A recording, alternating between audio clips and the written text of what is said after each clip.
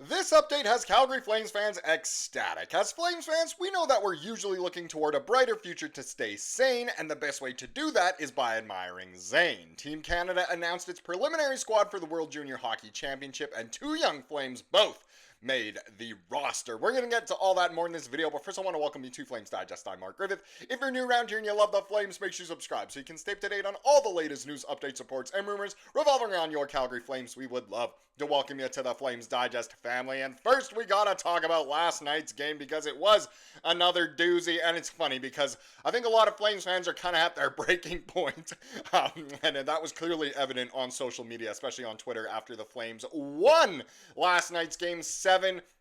For a team that couldn't score for about the first month of the year, they are weird lately. They've been scoring in bunches for sure as they win 7-4 against the Buffalo Sabres at the Dome last night. So many goals. Obviously, the fans who went to the game sure got their price paid for that ticket of admission. And if we get into the box score, it is a lengthy one. Now, Dustin Wolf, he gets the win. He has been playing great lately. His stats in this game aren't all that great. He gave up 4 goals on 29 shots. It was enough to win. And I mean, a big part of that is because you're playing against Buffalo. It's Buffalo, for goodness sakes. But Wolf did enough to obviously get the win. If we get to the skaters who got on the score sheet, I mean, it is a lengthy list here. And let's just say there were some prettier goals. There were some more just, grinding hockey goals. It was, overall, there were just lots of goals for the Flames. Sharky stays hot, I suppose, stays hot in his case anyway, scoring in a couple straight games. He gets 2 goals and an assist for 3 points. Kadri mirrored that with 1 goal and 2 assists, so great to see a couple guys who, are supposed to be our offensive catalysts actually carry their weight. Yan Kuznetsov gets a goal and an assist. So proud of him, obviously. Raz stays hot with another goal. Michael Buckland with a goal, and Jonathan Huberdeau all getting 1 goal as well, which is great. Rasmus Andersson is off to a great year. Him and Kevin Ball have really excelled, kind of like what they did last year before Ball got hurt. And Andersson right now is thanking Kevin Ball because Kevin Ball is the perfect stay-at-home D partner for Raz, so he can really, up his value for his next contract or for what most Flames fans want, a trade. But either way, Coronato gets a couple apples. Blakey Pickles, Texas Tiger Coleman gets an assist, as well as Farabee, Weegs, and Frost all getting 1 assist apiece as well. So if you play fantasy hockey and you had some Flames in your lineup last night, you probably did pretty good. As the Flames, they do get a win, obviously, and for most, well, I should say for some, that'll obviously please you, and at least they scored a lot of goals when they do win, but a lot of people are kind of on this side. So the win column tweeted out, the Flames were this close to a top 3 pick, but mediocrity came calling yet again. Yes, the Flames have actually been doing quite well lately, which just cements them kind of in the mushy middle once again. So at least for a lot of fans, you're back in your comfort zone where the Flames usually are. Some people a little bit fed up, wishing the Flames would obviously still be in that top 3 pick conversation, and the season's still young, obviously. We won't know for sure how it's really looking until probably after the Olympics, but still, it seems like a lot of people are a little bit fed up with the Flames right now. Another person, so there was an NHL rumor report tweet. Sarah Volley said, I do think the Flames in the last week or two appear to be more open to making something happen to teams around the league. I think they're ready to have some of those conversations. Obviously, in regards to a big trade or whatever in the Dome, they, retweeted it saying, thank God they replied to it. Then another person said, LOL, if they keep winning, dang well they aren't trading anybody they don't have to. And in the Dome then said FML. So a lot of people not pleased that the Flames have been winning like crazy lately, which is so funny to think that so many fans were finally ready to embrace a tank, and now it's just, even that can't go right for the Flames. What can the Flames do right?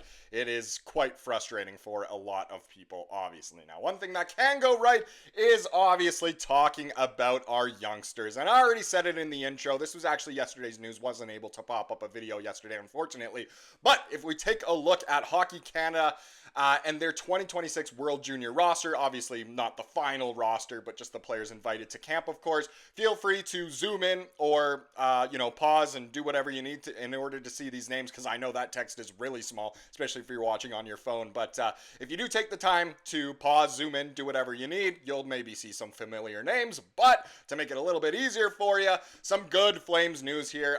So Zayne has been loaned to Canada for the World Juniors, making that, essentially official. Also, 2025 first rounder Cole Reshny will also be attending camp. The prospects experts doing unreal work tonight. So obviously a couple Flames getting recognition. Parekh being loaned essentially means he's guaranteed a spot on the team. I mean, that's a big knock on wood, fingers, toes crossed. Of course, no injuries or anything else like that, but the fact that the Flames have officially loaned him over is fantastic. I think Parekh will be happy with that. Conroy and co will be happy with that as well. And for Cole Reshny, he has been lighting it up over the past week or two, even longer than that, probably about a month now. He has really been putting up some great numbers. So obviously a lot of people are thrilled about that. As well, just to kind of, expand on that a little bit further, Brian Wilson here wrote, defenseman Zayne Parekh and forward Cole Reshny have been named to Team Canada's national junior team's training camp roster ahead of the 2026 IIHF World Junior Championship. The camp runs from December 12th, so later this week, to 22nd in Niagara Falls, Ontario, marking the final evaluation window before Canada finalizes its roster for the tournament. Parekh from Nobleton, Ontario, has already carved out an early NHL resume in Calgary. The 2024 9th overall pick has suited up in 11 games this season, obviously in one last year, scoring that big goal, of course.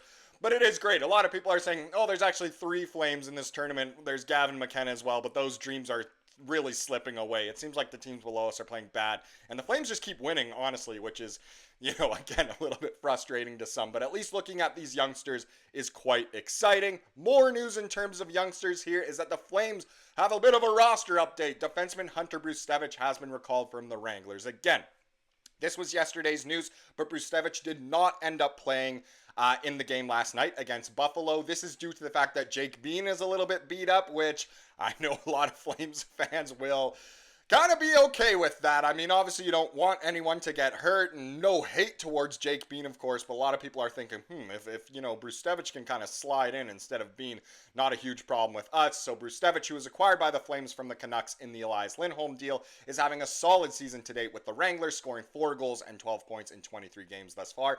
Has actually cooled off a little bit. It was really hot to start the year, but still obviously very good.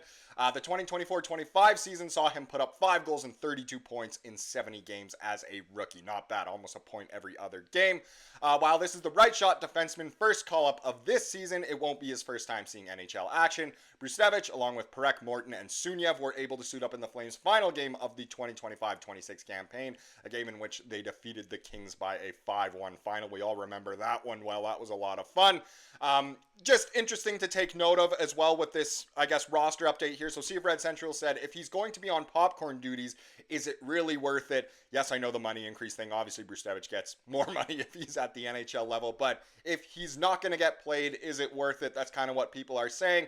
And there's a chance that he could go in tomorrow. Another person says, do you see him in the top 4, or do you think they plant him on the third pairing? Common sense says the third pairing, but he has the skill set to play up. Obviously, that person talking to Pat, this was off of Pat Steinberg's tweet, but yeah, it would be great if he can get some bigger minutes, but probably if he does end up playing, it will be on the third pairing, kind of replacing Jake Bean and where he sometimes plays, I suppose, in that way. But either way, hopefully we do get to see Brustevich, obviously, at the NHL level. I know that would excite a lot of people, give them an even bigger reason to watch more than all the goals that have been happening lately. It's been an offensive frenzy lately in Calgary, which obviously has a lot of people hyped as well. What else hypes up viewers of this channel? Well, it's got to be the comment of the day. Comes from the most recent video on the channel, of course. And this was a good one here from Flames First. They said, unrelated, but if the Wolf combo hasn't started yet, we're getting really, really close. I'll wait a few more games, but if he's truly back, we might be kissing a top 3 pick goodbye, especially if this team refuses to make trades. Wolf is locked in right now. He's really feeling it. And although, again, he didn't have his best statistical game last night, the Flames still won. He did enough to win, and it's true. It's kind of looking like Wolf from last year, which carried the Flames to an almost playoff berth when they probably should have been, top 3 pick. Nick, with how bad the offense was, it's almost feeling like a bit of a rerun, but the offense is good. But the Flames had such a bad start this year compared to a really good start last year, so it is an interesting conversation to obviously have for the future. Thank you so much for watching this video. Please subscribe to what you saw here today and have a wonderful rest of your day.